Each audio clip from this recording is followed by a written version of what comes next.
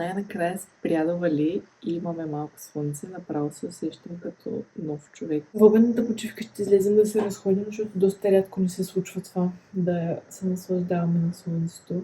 Въпреки че виждам облаците как идват и може би щастието ми ще бъде краткотрайно.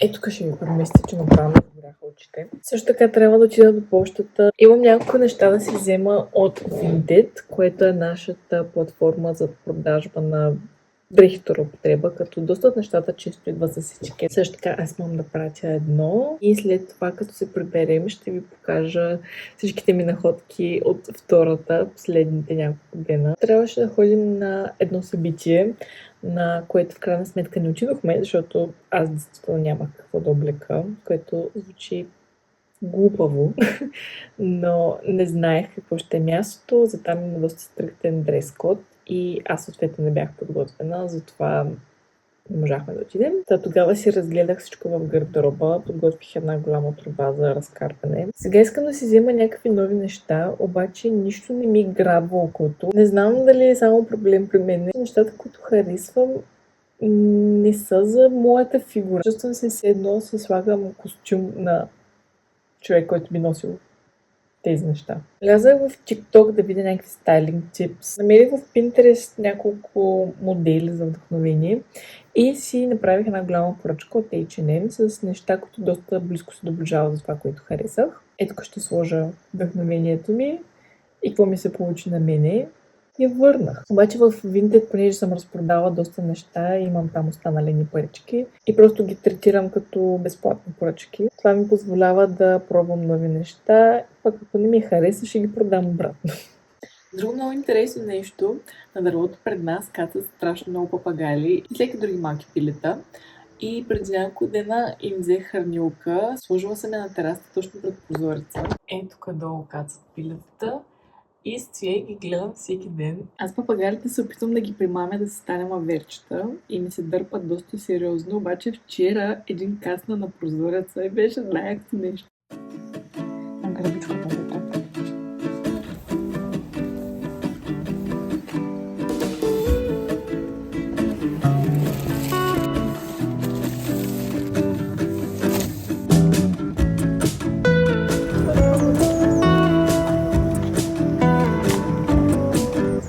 Те са пред нас.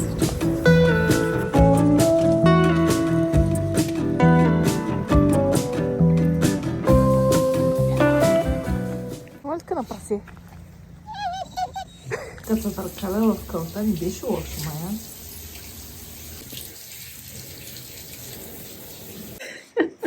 Полотенцето 100%. С ръкавички.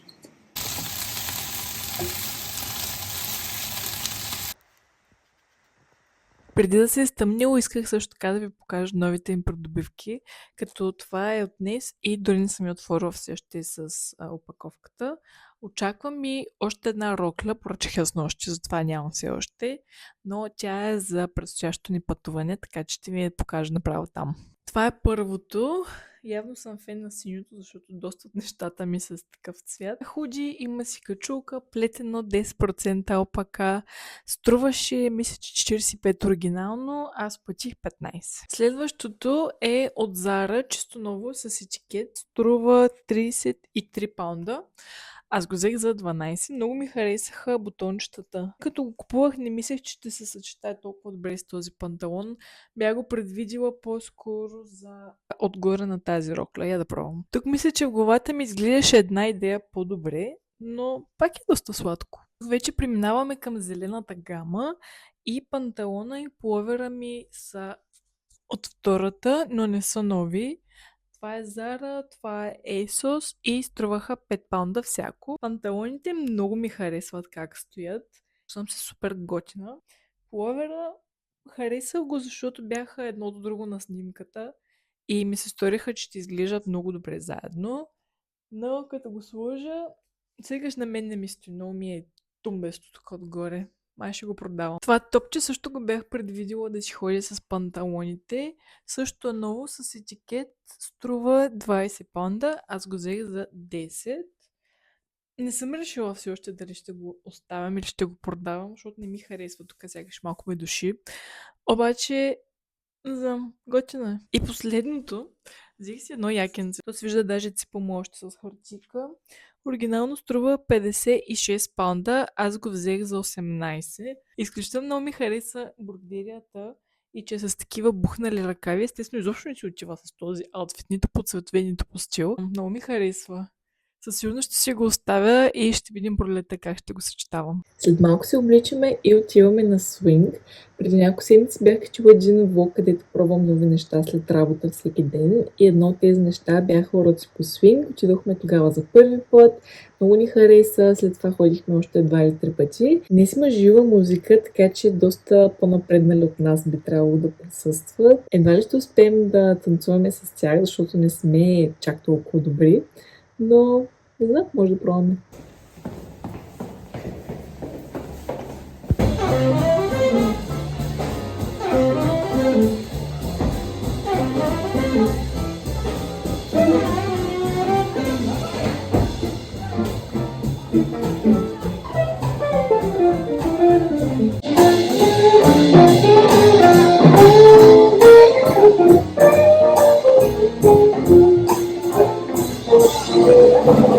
Съм вече изкъпана и по пижама, защото много се уморих. Имаше супер много хора, бяха много добри и понеже ние не сме на тяхното ниво все още, били сме 3 пъти, това не беше третия път, и си отяхме отстрани на столовете и гледахме, просто им се радвахме. Един дядо на 80 години, минимум, един дядо идва, ма покани мен на танц и аз сега как да му откажа и отивам. И викам се, нали, този дядото няма да е много трудно. И като почна да ме върти наляво, надясно, стъпки, чупки, мале, този човек беше феноменален. Направо ме умори. Беше много яко. Пострънахме към 10 без 15, да било без 10, нещо такова. И си викаме, ще минем през магазина да си вземем нещо вкъщи да снакнем. И магазина ни пуска. Нямаме там по цялата главна улица, където са заведенията, ресторанти. Кухнята затвори.